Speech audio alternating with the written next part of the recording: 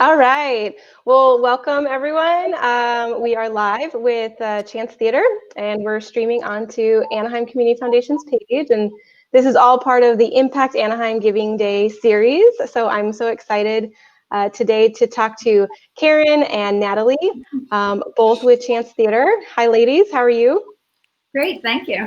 Great. Good, How are you doing? good. I'm doing good. Welcome. So my first question usually is this your first live broadcast? Interviewing live? Well, I've been teaching through Zoom. Oh, I know. okay. And That's good. I'm an administrator, so I feel like Zoom is my new life. Great. Yeah. But Zoom live. Yeah, Zoom it's my Live? new life. Awesome. Yeah. Okay. Well, that's good. That's good. Yeah. Well, no pressure.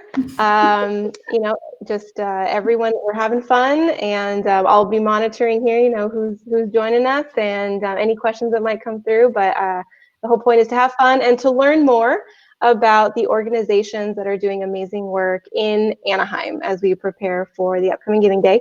So I've got Karen, who you work for Chance Theater. I'll give you a moment to introduce yourself. And then Natalie, you are a parent of one of the programs. So this is really actually a treat for me. This is the first time an organization has brought on, a recipient of the programming, which I think it's so great to hear those testimonials. So I'm excited to hear everything you guys have to share.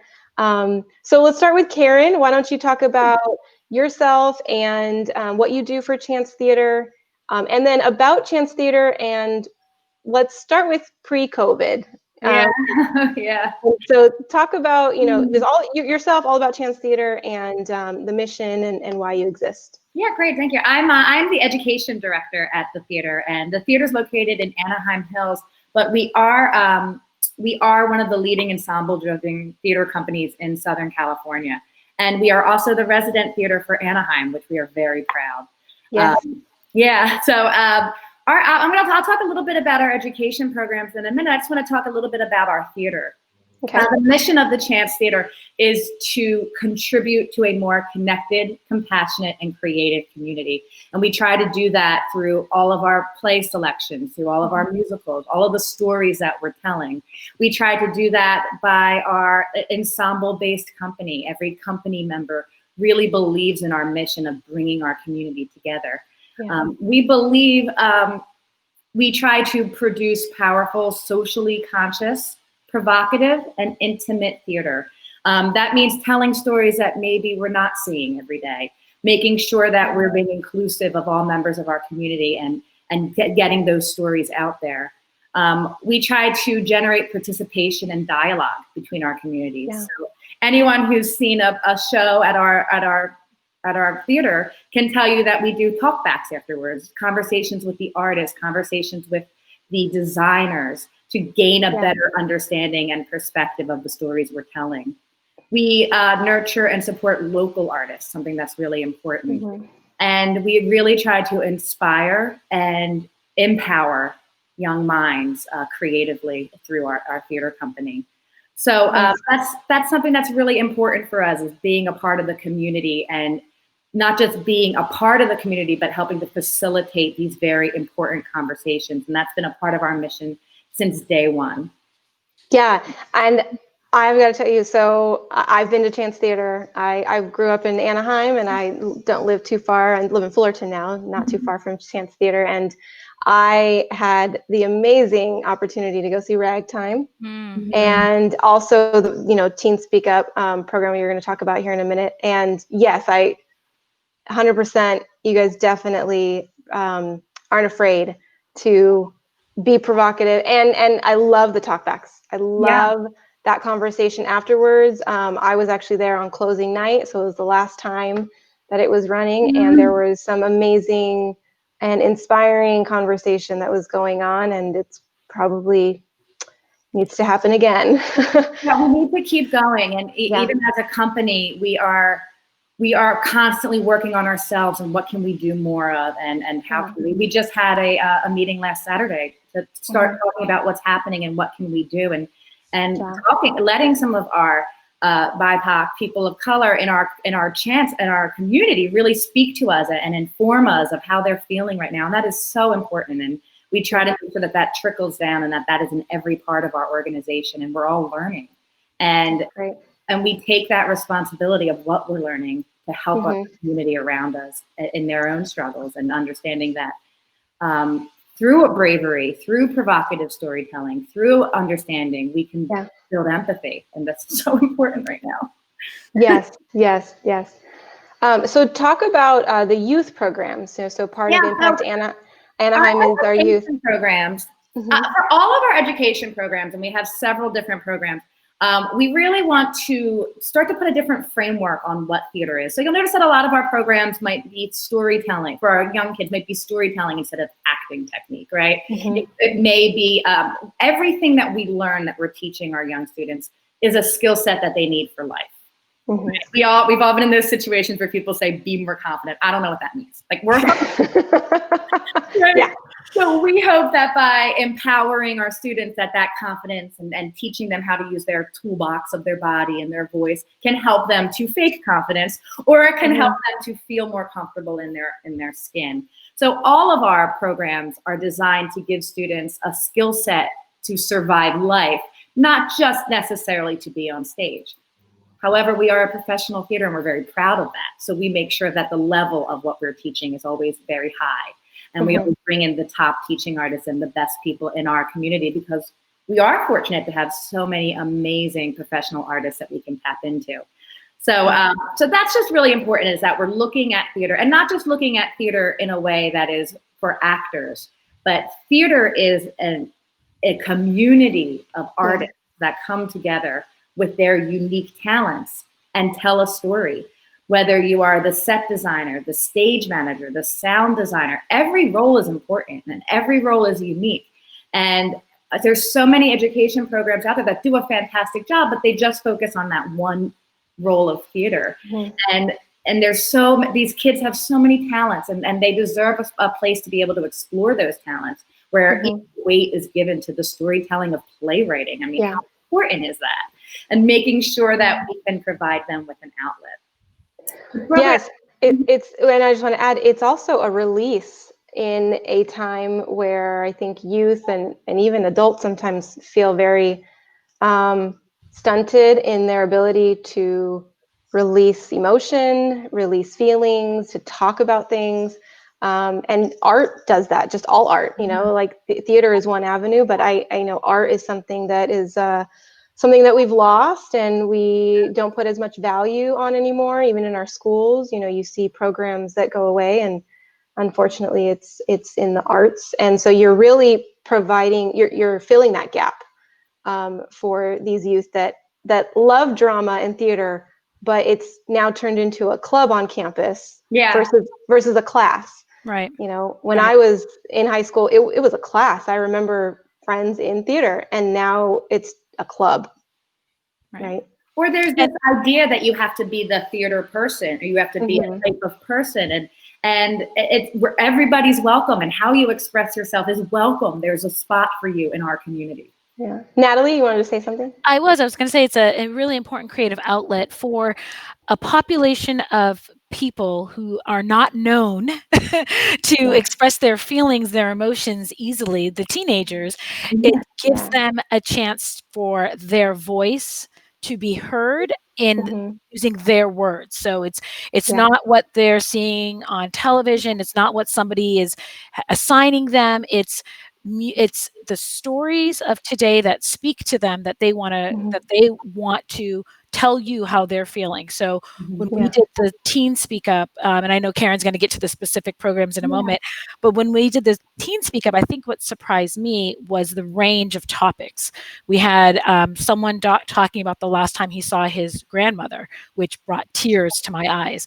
Someone talking and discussing her sexuality, which how brave to do that with a live audience. Then there was two kids who did this wonderful poem about what is, and it was just, and what is poetry, what is art. It was hilarious. So it just really was just up and down of what these kids wanted to talk about. And even the Spectrum Speak Up, same thing. There were kids who wanted to talk and get deep into what it means to be autistic and what that feels like, how that feels to them.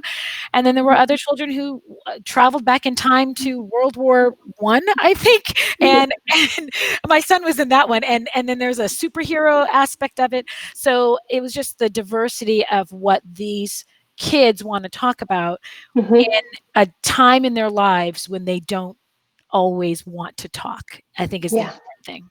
Sometimes we have to get out of their way. Yes. Oh, yes. Yes. Natalie, say more about you as a parent and how you came to, learn about the Speak Up program and what it's done for your child, but also for you to see, the emotions and acting out, and what does that do afterwards? How does it spark conversation even in your home? Yeah, sure, absolutely. So I have 2 children. I'm right around the corner from Chance. I know Chance. I've gone to programs at Chance. That's how I actually met Karen. She was in a show at Chance. So I'm right around the corner. So I've always, and I'm a musical theater person, so I've always supported the programs there. But I read about this. I knew about Speak Up, but we did dance over the summer, or we did other summer programs.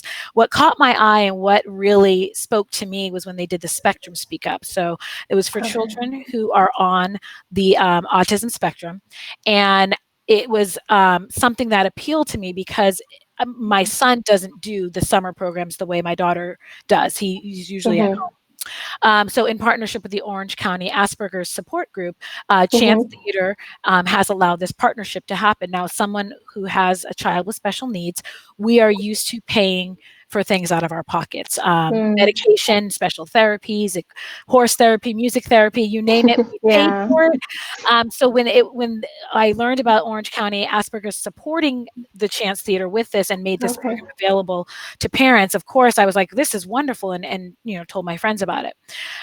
What I saw for the Spectrum Speak Up made me tell my daughter, hey, you know what? Even though we knew about Speak Up before, I saw the value of it, again, of giving those kids a voice. So my daughter did Speak Up last year, and I asked her, is there anything you want me to say to everybody?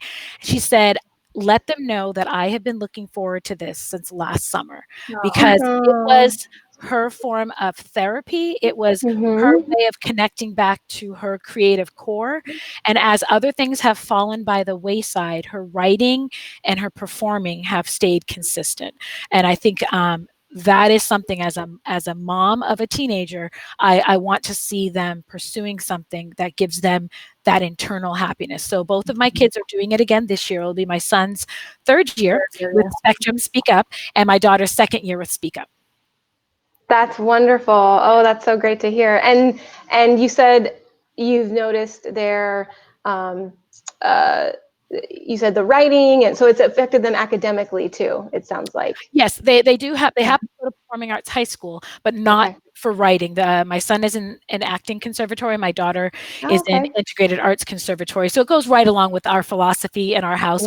We're big musical theater, we're big creative arts. That's great.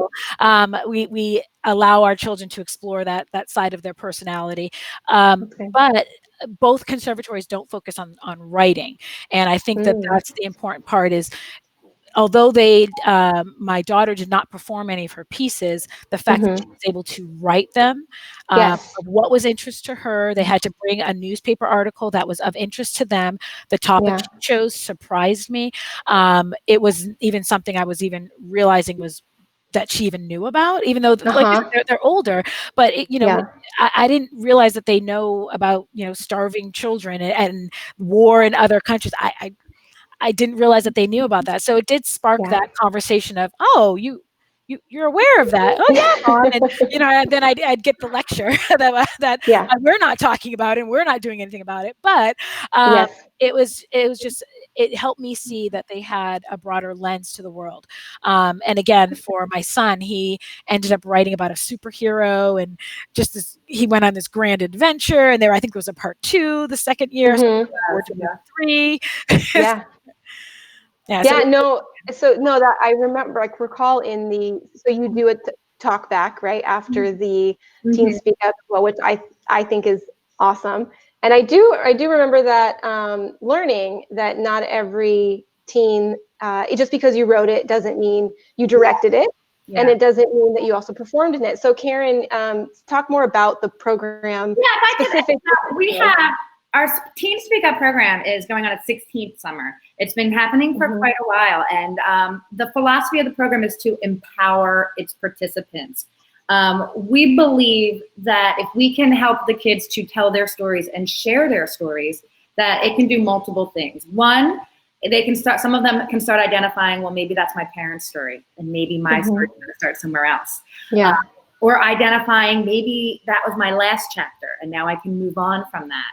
Yeah. Sometimes when it becomes bigger than us, when we know that I'm going to share this story to help someone younger than me, or for someone else who may be feeling the same way, that's quite very empowering. So it's really important that we're sharing, and that as a teaching artist, that we're providing an atmosphere that makes it safe for the students to share their own experience. It also helps to build a more empathetic community to them.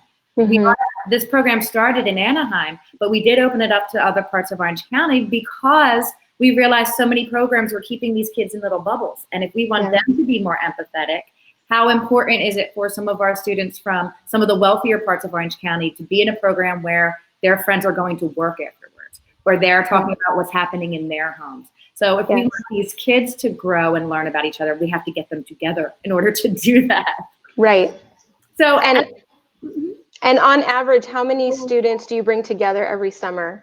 So last year we had 42 in our program, and we divided that into two separate programs by age. So age 7 through, entering into grades 7 through 9, and then 10 through 12.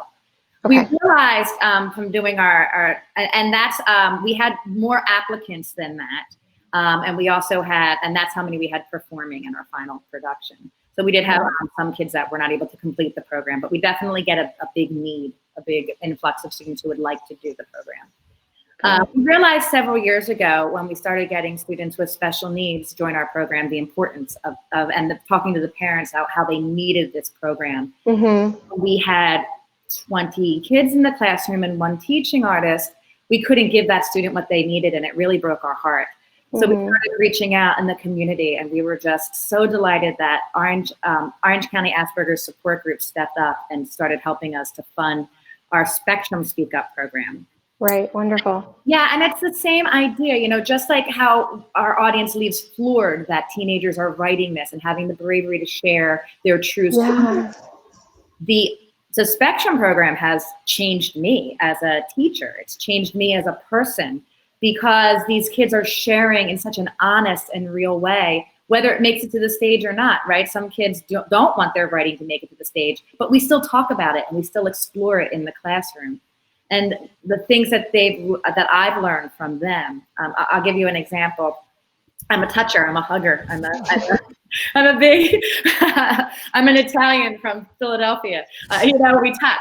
And the students started explaining to me and writing and sharing with our audience of why they don't like to be touched and what that touch feels to them. And some of our girls, our first summer, actually explored that in a theatrical piece where they use lights and sounds and what we can do in the theater to create how it feels to them.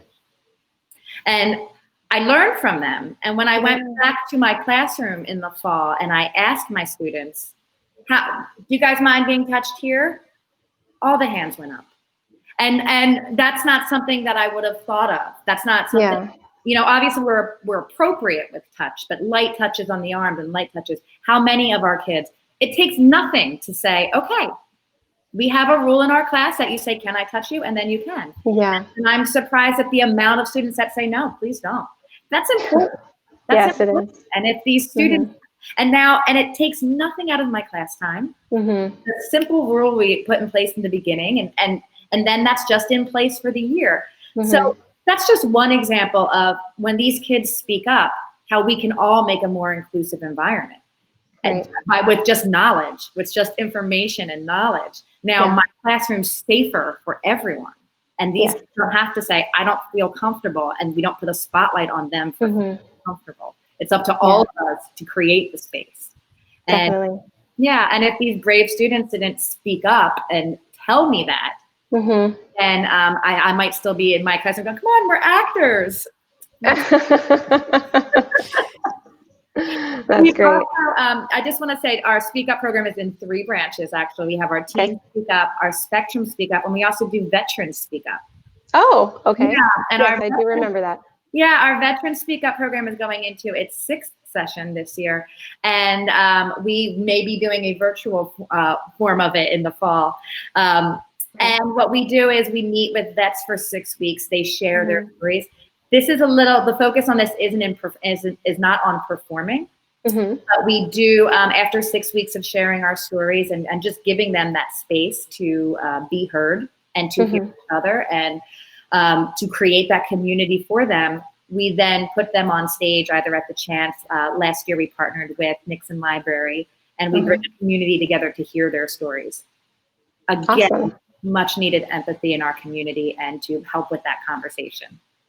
Yeah, I think it goes back to, what both of you said about telling a story. I think we are losing stories. We're losing, the important stories, and we're losing, really the foundation as to why we think what we think today. And we won't know if we don't allow ourselves to tell a story, but even with our youth specifically, the emotion behind the stories that they're feeling.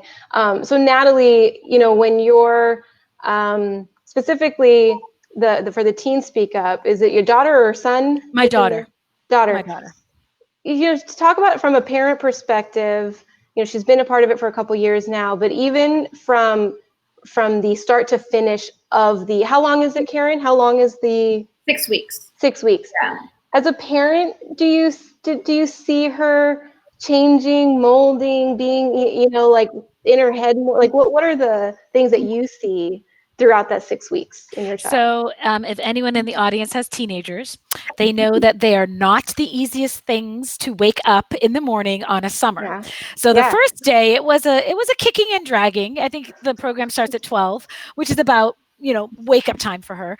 I knew we found a place where she felt loved, where she felt accepted, where she felt empowered when one day she yelled at me that I was going to make her late. She was up, ready and dressed at 11:30, yelling at me that she was going to be late. We live 2 minutes from the theater. I could leave my house at 12 and get there at 12.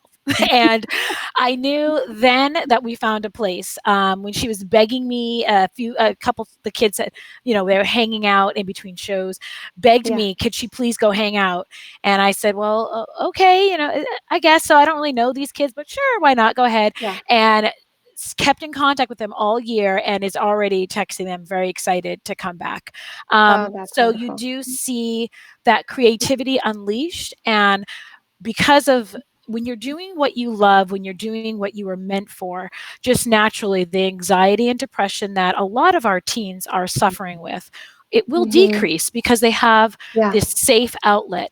I want to almost say it's like therapy in a way, because they're allowed to talk about what's in their heart in a safe place where people aren't going to make they're not going to make them, they're not going to belittle them. And that's what I think one of the most important things that the Speak Up program does is it's, it allows those outlandish ideas to come there, and it's like, okay, let's how can we work with that? How can we tell that story? Let's mold that a little bit. And children were dealing, there was one that I remember, they were talking about immigration. There was as I said, a gender identity one where somebody wasn't identifying as either gender, and this is what is real to them. This is what they're thinking about. And it's important that we give them that space to express themselves. Yeah. Yes, amen. And I agree with you. My background is in human services and counseling. And when I went to speak up, and there were moments I was crying. Yes. And then there were moments when I was enraged, and this is all coming from teens, teens on the stage. And what I was so inspired by is that they weren't afraid. And I think they weren't afraid because they had been coached and mentored for 6 weeks to tell the story. And also, you, Karen, from what I understand, you guys help them in the creative aspect of it. and I agree, it is therapeutic. And I know this because in my coursework, the one class that I was like iffy about going in, but when it was done, I'm like, I'm a believer, was play therapy.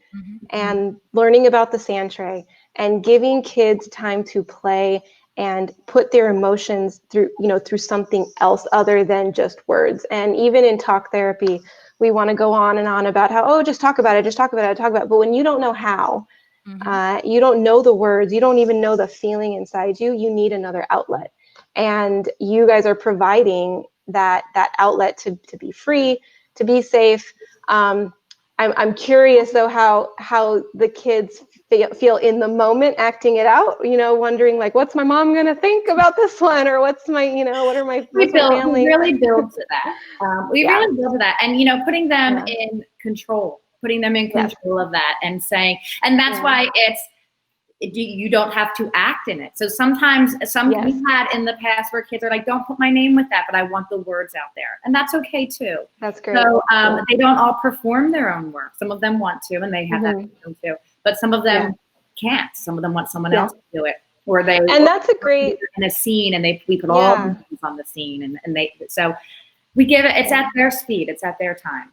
Absolutely. And I think that's a great skill set too, is so, just because you're the best writer, you may not be the best director of how to portray the story. And so I was, it was interesting to hear that when one of the performers said, yeah, that was my story. And I actually wouldn't have thought to do it that way. But when they decided to, I'm like, oh, that actually works. And theater is so collaborative at core. It is just so collaborative, and that's the lesson too that we try to teach them, is that everybody here has value. And we always say ensemble, right, instead of cast, because ensemble is everybody coming together with what makes them unique and special to create something together, and that's really, really important. Yeah. Something that's interesting is we are talking about like the idea of like therapy and how it feels like therapy, and what's different with the veterans program is it's because I'm not a therapist. It's because I'm not trying to diagnose them. And I'm giving them space they're so used to being told how to fix their problems that just giving them that space to share with each other, they actually start to help each other. So it's interesting because it's because I'm not a therapist sometimes that I'm not judging. We're trying to diagnose them and just listening with an open heart and with an empathetic ear. Sometimes that's all people need. And part of therapy is just being validated. So sometimes it's not even, I remember in my apprenticeship, when I was in grad school, I remember there were times I never said a word in a group because they were doing it for themselves, because it was all about just camaraderie of just not feeling alone in whatever issue they were talking about. And that's what you also bring by bringing the youth together and these teens together. One might be thinking it, but not sure anyone else is thinking it. And then the minute they put it out there, another one joins them, and then another one joins them and says, hey, I want to be a part of this. So you're unifying them in their discomfort and in their confusion, which is always finding out what they need. The first year we did the Spectrum program was just talking to parents. What do you need? Yeah. What does your child need? Listening to the kids. What do you need? And we designed that program really together. Parents said we really want them to find connections. They have a hard time connecting at school. They have a hard time making friendships. How can we do that? How can we create space for them to do that, but stick to the structure that they need? And that's what I think has really made the program successful, is listening to the students and listening to the parents. Something that I wouldn't have thought of without the parents' insight is we do an hour break in the Spectrum program for lunch. Oh, okay. Yeah.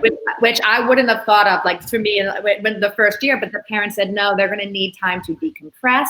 They're going to need time to go on their devices if they want to just sit down.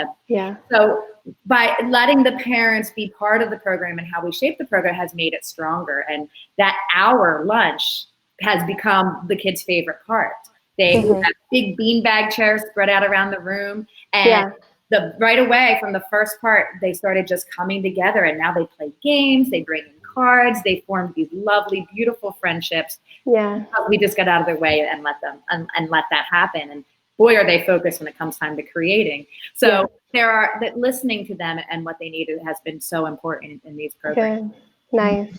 Well, you've got some people that are very, very grateful. Some comments are coming in. So Rachel saying, a place where she felt loved and accepted. So grateful to Chance and the impact that you're making on the community. And looks like Casey is, following along too.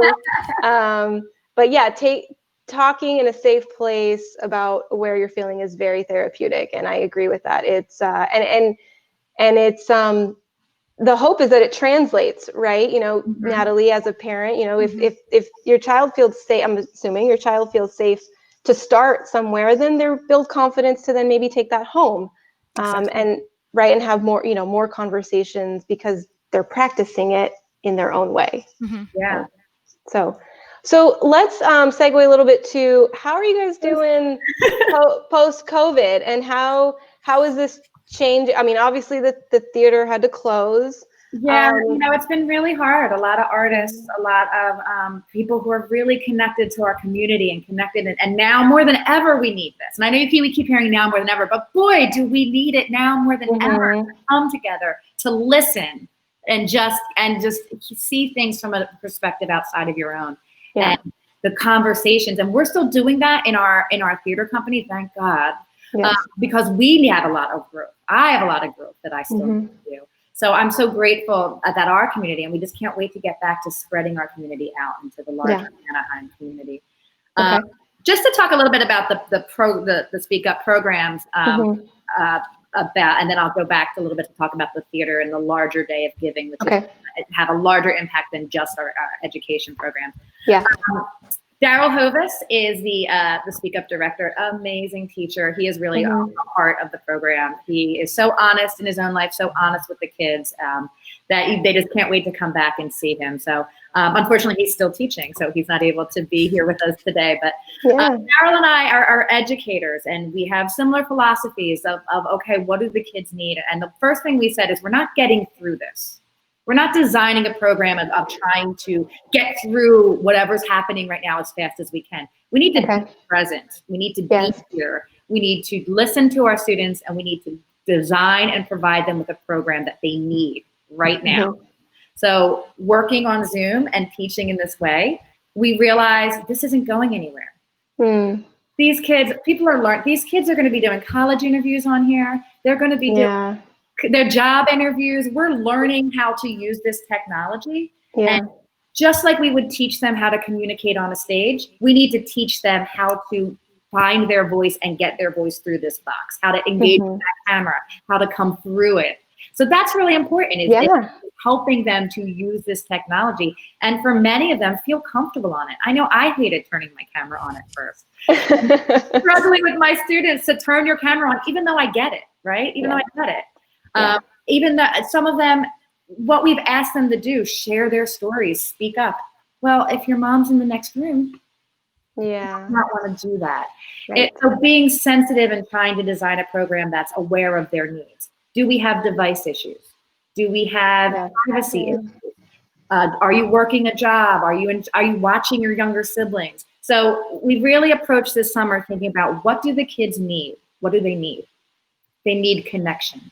They need connection. They need to find each other and share their stories and talk about that, and realize that there's a community out there just like them. And there's a community of adults who want to hear what they have to say. So they need the connection, they need the outlet. And we also immediately saw what an opportunity to elevate our education, because we have this great community of artists who are available to us who may not be. We have playwrights Zooming in to teach a playwriting course from New York City. We have professional actors from New York. We have Tony-nominated designers. We have some amazing members of our community who are really going to be able to elevate the educational portion and provide these students with something pretty amazing this summer. So we saw opportunity in this. Again, not just getting through this, but what can we do right now that we couldn't do before, and that we can do right now that can really make this this summer special. And to be honest, I'm really excited about it. I'm excited. Awesome. Yeah. So then what I'm hearing is that the Speak Up program will be virtual? Yeah. Yeah. Okay. We decided, I know a lot of programs were not sure what they were going to do with the summer. And I've been in several meetings with other organizations. I think because our teaching artist team is teaching in this way, we're ready. We're not coming in and having to learn the Zoom and learn all of this. We've been doing it. We've already been troubleshooting. We've already have a sense of how it's going to go. We've been communicating with our students. They love the Google Forms. I'm sending them a lot. But I'm learning so much from them. I'm learning so much from the students who are telling me what their concerns are with moving the class to virtual, what they're excited about. We're learning a lot. We're learning about what their experience has already been with distance learning. So that's informing how we're shaping the program. Got it. Okay. And does that change your number of how many or is it still 40 for whatever purpose? You know what, we're doing information sessions. Another reason I've been really loving the Zoom this way, because normally I would do phone interviews one-on-one with every student, which is great, which is really nice as well. But we've been doing these Zoom meetings. We've had several of them, and I have 4 coming up, 2 for our Speak Up and 2 for our Spectrum program. And they've been smaller, like 10 or so, and they've been a mix of returning students and new students. Have these lovely conversations like we're having today, where the returning students are talking about the program, the new students are able to, we can use the breakout rooms and do the interviews. I can use shared screen, so I know they're really seeing the information. Yeah.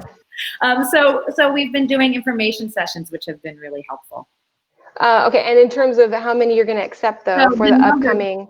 Yeah, so the numbers, right now it's interesting. We had a student Zoom into one of our meetings from Pennsylvania who'd like to join the program.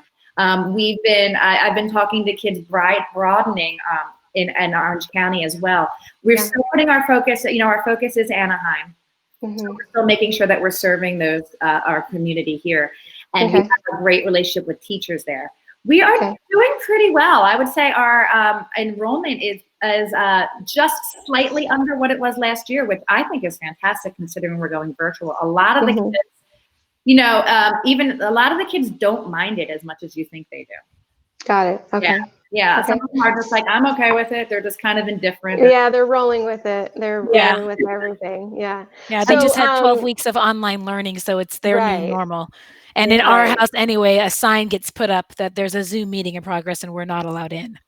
So parents, give your kids the privacy. Yeah. No, it's fair. It's fair. Yeah. So we're also making sure the program's super flexible. Yeah. So normally our students were divided by time. So the younger kids would come from 9 to 12, and then the older kids would be there from 12:30 to 3:30. Our Zoom will be open all day. The kids, and there's different sessions and different things happening all day that they can Zoom into. We do have a minimum requirement that we ask that you come in, but it's really doable for the kids. But we want to keep them creating, right? We want to make sure that they're connecting and they're creating and that they're inspired by what our teachers are teaching them. So every Friday we'll do a collaborative, show what you've learned, discuss the workshops that we've had this week, and put them in breakout rooms to create and collaborate to move forward to what we want to share with the public. Wonderful, wonderful. So let's go into what specifically then is Giving Day for Chance Theater all about Speak Up, or is it all the youth programs in general? You maybe just give people listening and that are going to participate on that day, what are you going to focus the funds on? We have Todd and Linda White, who are amazing supporters, are doing matching funds right now. And we want to make, our programs are all hand in hand, because our mission statement is so very clear of bringing connection, compassion, creativity together in our community. It goes hand in hand with our educational programs. Our educational programs are happening now. So we have an emergent need right now, because every day, when we get off this call, I will check my forms and I will have 10 new applicants. I check our forms by the hour, and there is always new names on there. So I can only imagine what's going to happen by next week. So we do have an emerging need right now to serve these kids, because we don't want to say, like, no, room for you, or we can't support you. So that's our emerging need for this summer. But we are moving forward with our veterans program. We are moving forward into putting those funds into our theater as well, to make sure that we can keep our theater alive and we can keep our artists, our community alive, who feeds off of our theater. So the funds are going into all of it, but we're going to make sure that we keep these programs going for the summer. That's good. And so you have a $2,000 matching gift from Linda and Todd White. So that's awesome. So that means for everybody who participates that day, just so they know, that when you give $1, it actually equates to $2. So the more you give, then the more that goes to Chance Theater. So your total goal then is $4,000 for the day. Is that for the day? Yeah. Okay, got it. Mm-hmm. And then I see on the website, so just so everyone knows, you'll be able to get a link to that, for everyone to see. So you can go to your page, your personal page, and see. And then anything you want to say about if anyone wants to do a peer-to-peer? I'm sorry. It's okay. If anyone wants to do a peer-to-peer fundraising on behalf of Chance Theater, they can also reach out to you. And this is an opportunity for parents and the youth to participate in something that that has given to them for all these years. And I think it's important when you're building a culture of philanthropy that that the community knows and understands how Chance Theater is able to make this happen, and they're able to make it happen through donors like Linda and Todd White. I know your theater is called the Betty Aiken, the Aiken Family Theater. And we have, even at our gala, which we weren't able to have this year, we have individual students that are sponsored. The cost for each student in the program is about $600 for each student. So we have amazing supporters in our community who step up and really make sure that, because they come to the show and they see the need for it, and they see we kids year after year, and they see our vets year after year, program after program, that this is so important for them.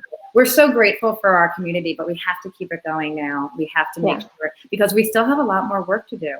Right now, more than ever, we really need conversation. We really need to come together, and we need to hear from our community. We need to hear what people have to say, and we are able to do that.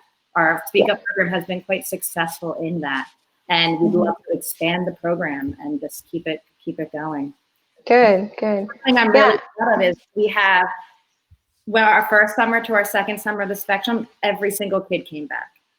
Oh, nice. We are at 60 to 70% of returning students of all of our program. All of the vets come back. Everybody comes back, and I think that really says a lot about this. It does. Yeah, it does. And I think it's great too that even doing things like this, taking the opportunity to share with other community members the impact you have on the community through the arts and through this ability to bring a different way of working with youth and working with veterans.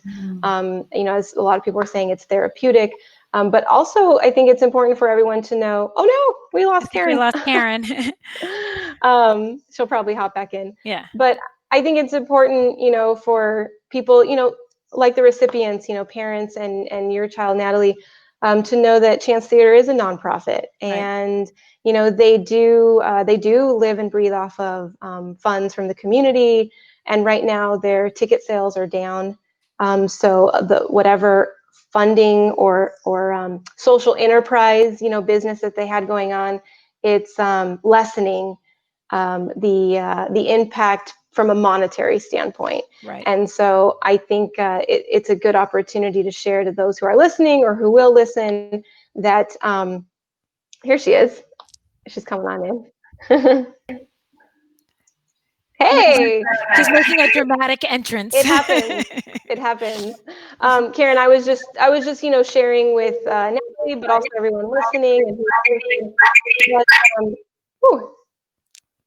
We lost her again. She had some audio issues.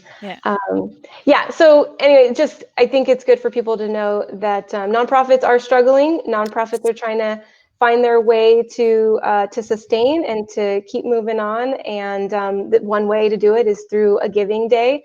So this is an opportunity not just for them to raise money, but also for the public and the community to be a part of it, right? Right. To have a peer-to-peer fundraising page, or to just post. So for those of you that are listening but feel like monetarily you can't provide anything, like this page, like your community foundation, like Chance Theater on Facebook, share it and be a part of the marketing and the momentum behind sharing about this amazing organization. So right. And as we said earlier, I think now more than ever, we need these conversations. I think the arts is it's invaluable. And those of you in the audience who are artists, you know that, you know, the power of live theater, you know, the power of writing, you know, all of that. And I think today, I mean, just read a newspaper or I don't know if those are still published, but go on Google News, go on the internet and just look, and those connections, those human to human connections, I think we can't overstate it. And the arts is one great way to express it. And unfortunately, as we were saying earlier, it's the one area of our society that's suffering right now, due to the fact that we can't all be together in person. So I love Chance, and I'm going to continue to support with my voice and with my money, and with my kids. You can have my kids too. But it's just super important at this point right now. Yes, great. Yeah, Karen, we're tailing the end. Sorry we lost you. No, I have no idea why. So. Any final thoughts that you want to share about? There's a lot. There's a lot to give to. There's a lot of organizations that need our help and need our support right now. And I would just love to continue this conversation, because the impact of empowering our community, of being able to come together and to share our voice is more. It's bigger than us. And it's how I think we're going to heal. I think we have to move into a place of healing. Our kids have been through a lot.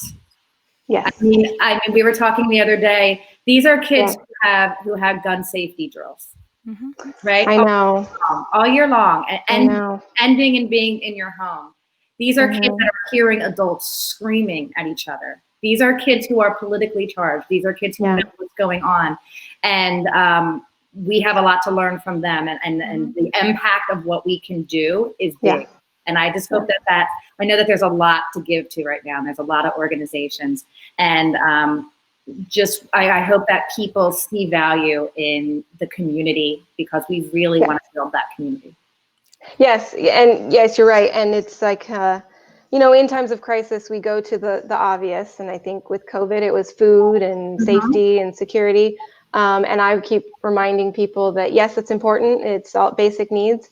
But mental health is forever, and connectivity and relationships. And so safety. And so while we all understand, right, there's a pecking order and a triaging to things, we don't want to forget the long-term part to this. And something that I do want to mention is that every single student is scholarshiped in. I'd mentioned the price, but because of our community support and because of our grant funding, and we are able to offer this program free of charge to every student, which is pretty incredible. We actually lost some of our funding, which which needed to go other places, and when we understand that, this is really important, and we really appreciate you giving us this platform to just let you know what we're doing. Of course. Yeah. Well, thank you for doing it. And Natalie, as a parent and a recipient of the program, thank you for being here and giving your voice and sharing. It's not often, it's a treat when we get to hear from those that experience, the impact. So thank you for sharing all of that. Well, I think we had a lot of activity. So, thank you, ladies. This was a great conversation. I wish you luck next Wednesday. Don't forget, everybody, June 17th. ImpACT Anaheim Youth Giving Day. We'll make sure that there's a link on the page. And again, ways to give. There's more than one way to give. It's not just monetary. It could be following Chance Theater, sharing, liking, or even just doing a peer-to-peer fundraising page. You can contact Karen for more info. But at the end of the day, it's all about giving back to your community. Yes. So, thank you.